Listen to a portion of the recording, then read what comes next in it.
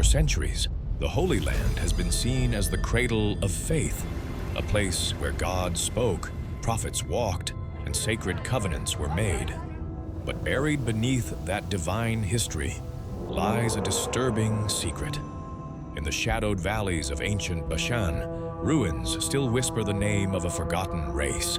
They were the Nephilim, giants born of angels and women, creatures so powerful they nearly derailed God's plan for humanity. Foundation.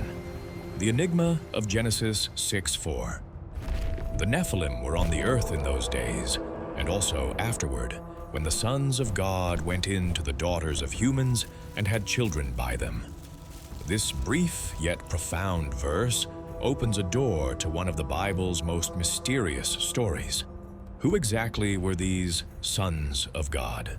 Some believe they were fallen angels, celestial beings who defied divine order by joining with human women. Others argue they were powerful human rulers or royal bloodlines claiming divine status. The term Nephilim itself means fallen ones, or giants, suggesting a lineage marked by extraordinary strength and size. These offspring were described as heroes of old, men of renown, figures both feared and revered. Yet, the scripture hints they existed not only before, but also after the Great Flood. How is that possible if the flood was meant to cleanse the earth? Were these beings merely mythical, or did their bloodline survive, hidden from plain sight?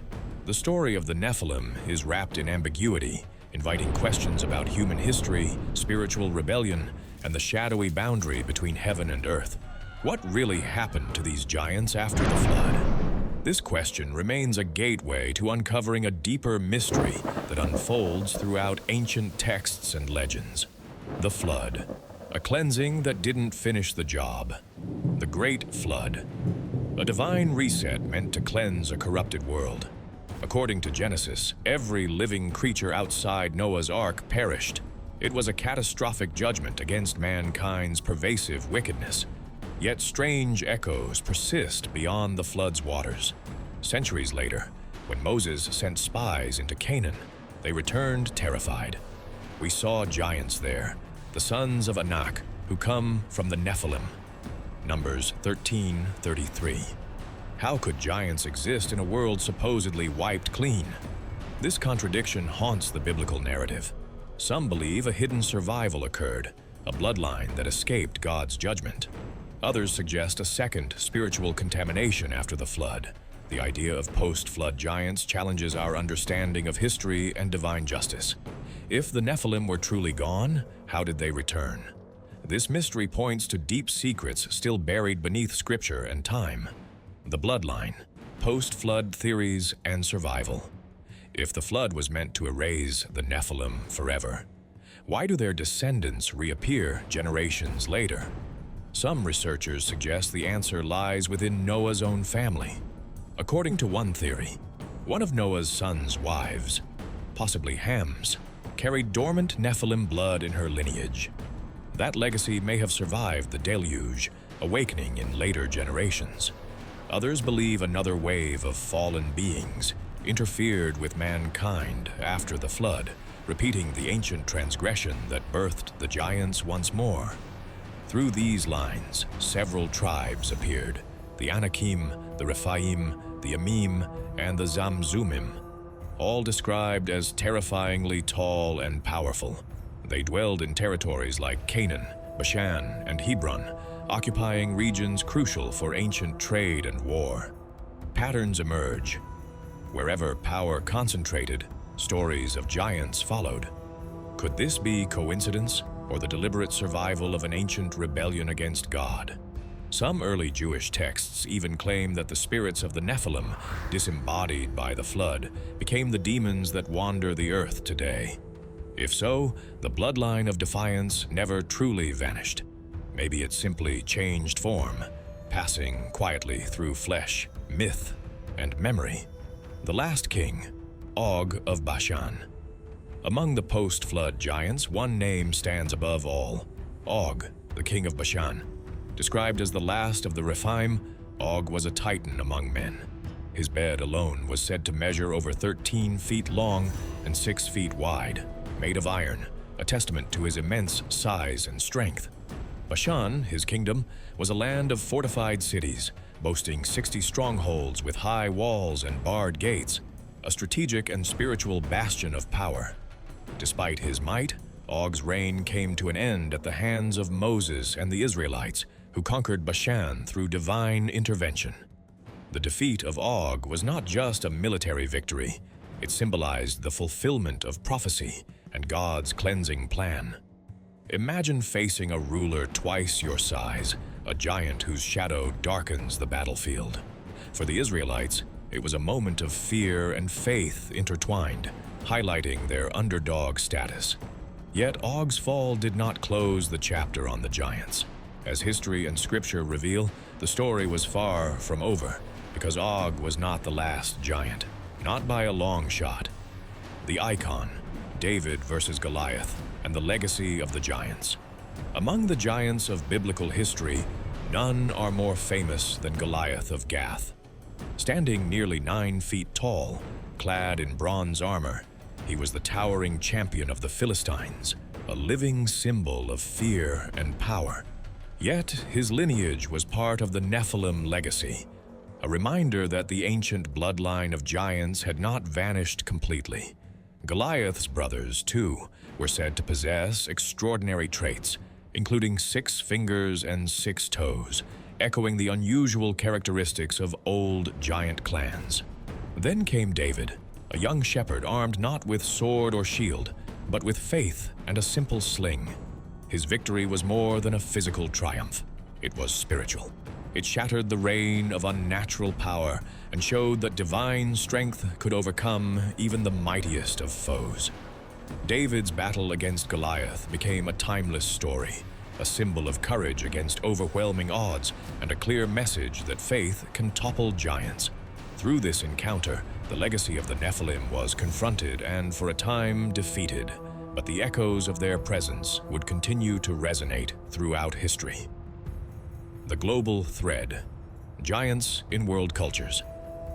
The story of giants is not confined to the Bible. Across the world, myths speak of colossal beings whose strength and size defy human limits. In Greek mythology, the Titans battled the gods in ancient cosmic wars. Norse legends tell of the Jotnar, giants who shaped the realms of gods and men. Even Native American traditions remember sky beings of immense stature stretching back through time. Why do such diverse cultures, separated by oceans and languages, all recall giants? Could these be mere coincidence or an echo of a shared ancient memory? Some suggest these stories hint at a forgotten truth, that giants walked many lands, leaving marks on history, myth, and spirituality. Perhaps the Nephilim are just one chapter in a global narrative, an enduring thread of powerful beings challenging mortal order, reminding us that the boundary between myth and reality is thinner than we think. Evidence and conspiracies, skeletons and silent secrets. Throughout history, whispers have surfaced claiming that evidence of giants, real, physical, remnants of the Nephilim, has been unearthed only to vanish soon after. In the 19th and 20th centuries, newspapers reported discoveries of enormous skeletons buried beneath ancient burial mounds in North America, the Middle East, and even Greece. Some accounts spoke of skulls twice the size of a man's, or femurs that defied modern anatomy. Yet every artifact either disappeared or was dismissed as a hoax. Archaeologists map regions like Bashan, Canaan, and Moab, lands once said to harbor the Rephaim and Anakim, and find megalithic ruins, towering dolmens, and walls of cyclopean stone. Modern studies suggest these were Bronze Age constructions, but their scale still challenges explanation. Were they monuments to ancient rulers, or memorials to a lost race? Whichever truth you choose, the mystery deepens because patterns remain. Reports censored, bones missing, findings unexplained. Even today, new excavations in the Golan Heights, known as the land of Bashan, hint at monumental sites aligned with biblical accounts of giant realms. Perhaps the earth still remembers what mankind has tried to forget.